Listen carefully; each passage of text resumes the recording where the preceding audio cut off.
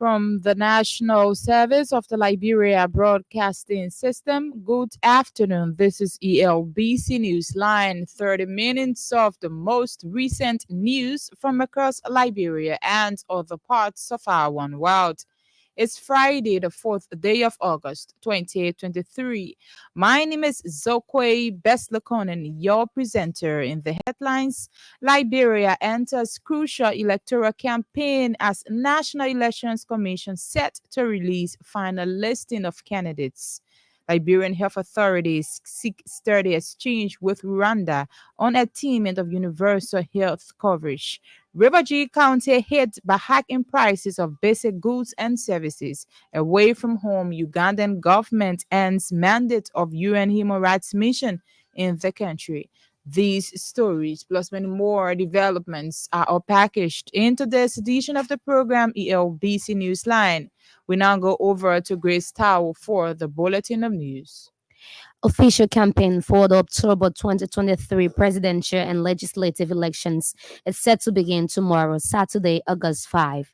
The National Elections Commission says the campaign will run from August 5 to October 8 this year.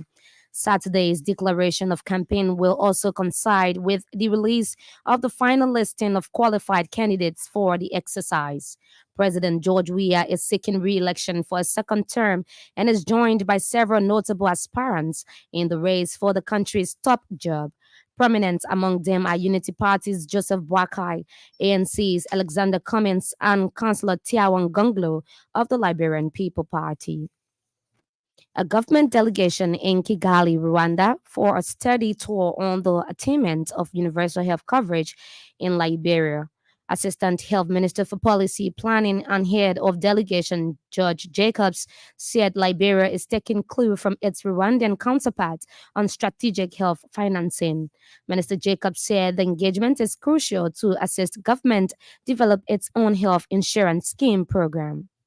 Liberia, we are trying to pursue universal health coverage as a country. It's one of the goals of the national government and it's part of the FDP. So we are here in Rwanda to start to study how they are doing their health insurance to see how we can ensure our own health insurance program in Liberia.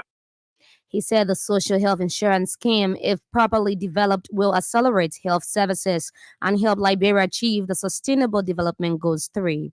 Members of the delegation include Assistant Finance Minister for Development Planning Benedict Koloba, Sano County Representative Samson Weah, among others. Prices of basic commodities are said to be on the increase in River County.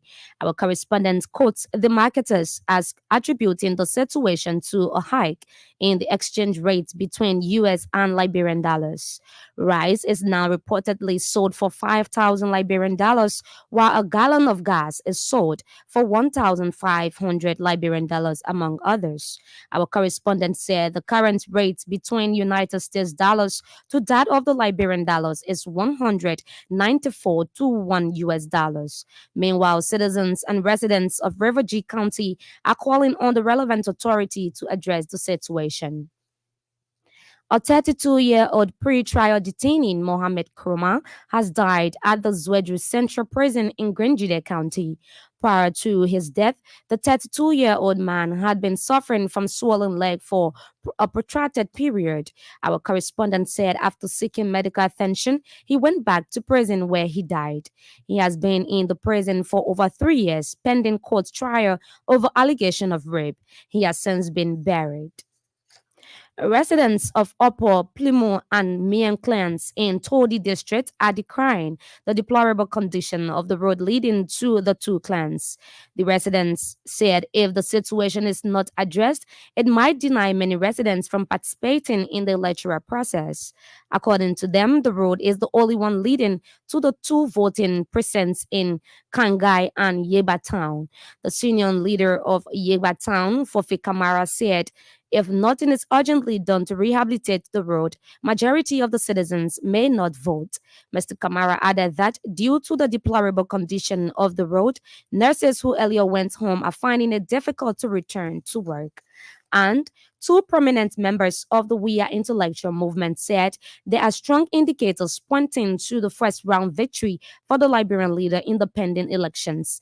Bwaka Fofana and Isaac Doe said President Weah's re-election is firmly rooted in his achievements since coming to power in 2018. The two We Are Intellectual movement officials noted that President George Weah's achievements have motivated several individuals, including members of the opposition community, to now join the movement. They spoke Thursday on ELBC's Open Conversation program. Grace Tao there with the news bulletin. She will be here again with the weather updates and international developments. One of the big stories we are following on today's presentation: Liberia enters crucial electoral campaign as National Elections Commission set to release final listing of candidates. The Liberian government is making frantic effort to ensure universal health coverage is attained. Currently, government's delegation is in Kigali holding discussions with its Rwandan counterpart on strategic health financing.